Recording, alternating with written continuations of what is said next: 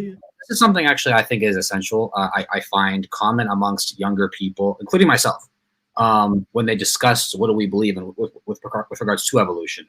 It's the conflating of broad general topics or general ideas, which we Muslims don't necessarily deny, with the, as I said before, the speculatory conclusions some people have made using those concepts. So like I said before, we don't deny evolution, that things change over time. We don't deny that. But to say that things change over time, therefore one cell changed into humans, or one cell changed into fish, birds, elephants, and humans, those are not the same thing. Or for example, what's it called? What was it? Natural selection.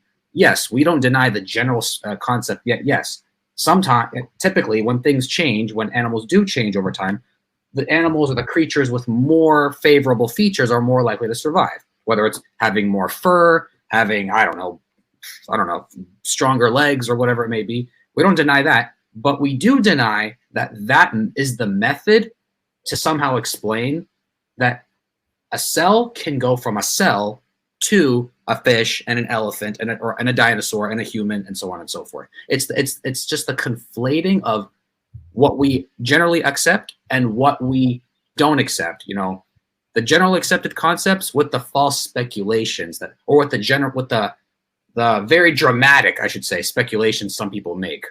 Yeah. And oftentimes they think because we deny this, therefore we deny that.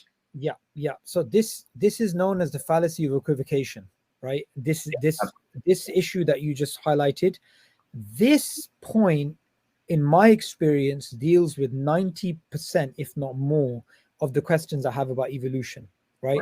So right now, I'm falling over. I'm having a heart attack. Is there a doctor in the house, right? And then somebody comes forward and says, I'm a doctor. And I'm like, help me. And they're like, well, I have a PhD in business, right? Well, you're not really a doctor, are you? The word doctor here in this context that I asked for was a medical doctor. You have a PhD in business, so that's not a medical doctor. It's a pediatrician comes and stands up. I can help you. Yeah, exactly. So when we say, okay, do you believe in evolution? They ask us. And what they're referring to is the evolution of a man, evolving over billions of years from a fish, right? But what we believe in is these microevolutionary changes that we can see. So they use the evidence of the microevolutionary changes to say, therefore, the other evolution is true. But this is why, when I've had my debates with these atheists, I've said, why don't we agree evolution, the basic evolution, which we all agree about, we call it evolution is biological change over time. Universal common ancestry. Microevolution.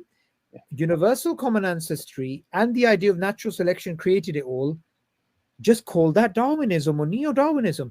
It's so clean. They don't want to do that. And the ones who do that, you realize they can't make any arguments, which is why I debated in Texas in 2016, Aaron Ra. For so long, he refused to acknowledge the word Darwinism because he knew as soon as he acknowledges the word Darwinism, I've put him in a wrist lock and that's it. He can't use his hands anymore. He can't do anything, right? This is why they fight on definitions. And this is why some people just don't understand why I'm so pedantic about the definitional detail. So here's a video. And this is me and Imran Hussain reacting. What his agenda is, we're going to play the full clip. Look, you don't have to be an atheist to believe in evolution. Now, if your aim is to propagandize in favor of evolution, that obviously is the best seduction technique.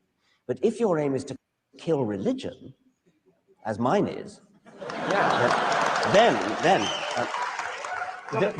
just let me finish. If your aim is to kill religion, then since evolution is manifestly true, then if there are people out there who really believe that that if you are an evolutionist, you've got to be an atheist, then all I've got to do is to persuade them of evolution, which should be comparatively easy, since the evidence is overwhelming, and I'll turn them all into atheists. That video is self-evident.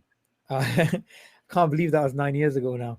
that video, he's basically saying he feeds on the ignorance of people, because evolution doesn't mean there's no God. However, because people associate evolution with atheism, I'll convince them of evolution to turn them into atheists. Meaning his entire God delusion enterprise, those millions of books and the lectures and the talks and his entire career is based upon a lie. The whole thing is based upon There's a lie. no morals, so he's okay to lie. There you go. He only, by the way, he only said this once to my knowledge. And it's a grainy video somewhere I found on the internet.